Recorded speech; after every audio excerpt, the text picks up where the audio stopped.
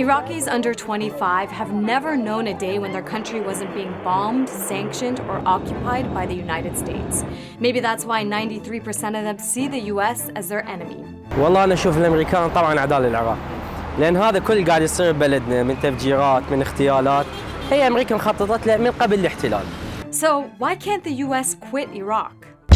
Ideological reasons aside, Iraq holds a key strategic location for the US, a location that's filled with oil resources, military bases, and pretty close allies. But that's meant different things over the decades. Let's start with 1980, when Iraq, under Saddam Hussein, launched a war against the newly minted Islamic Republic of Iran. The US jumped at the opportunity to weaken the republic, which in 1979 had ousted one of the US's most loyal allies, the Shah.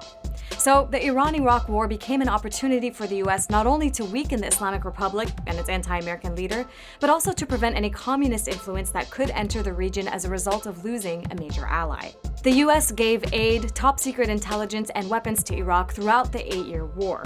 And to make things more complicated, some members of Ronald Reagan's administration were also facilitating the secret sales of arms to Iran during the 80s through Israel. The reason? To stay friendly with those in the Iranian government that seemed sympathetic to the US. Now, it was also during this time that the US helped Iraq develop chemical weapons it later used against the country's Kurdish minority. And when the United Nations tried to sanction the Iraqi government for those abuses, it was the US that blocked any action. Ultimately, the war claimed over 1 million Iraqi and Iranian lives. US interests shifted once again when the Iraqi military invaded Kuwait in 1990. Iraq accused the oil-rich monarchy of stealing its petroleum and was coming to seize what it said was rightfully Iraq's. That didn't make America too happy. Kuwait was a major supplier of oil to the US. And the Saudis weren't too excited either. They not only shared the border with Iraq, but were also home to large oil reserves. The first Bush administration worried it wouldn't be too long until Iraq would want to invade Saudi Arabia. So, a US-led coalition launched Operation Desert Storm in 1991, which consisted of 5 weeks of aerial assaults against the Iraqi military and civilian targets, followed by a ground operation. Meanwhile, the UN imposed harsh sanctions that crippled the Iraqi economy and claimed hundreds of thousands of lives, including a reported 500,000 children. Those sanctions lasted throughout the 90s, during the presidency of Bill Clinton, who vowed to remove Saddam Hussein from power. Clinton imposed no-fly zones and military operations in Iraq. The goal was, apparently, to protect the Kurds and Shia Muslims and isolate Saddam to weaken him. But the opposite actually happened. Saddam was able to consolidate his power in the face of foreign aggression.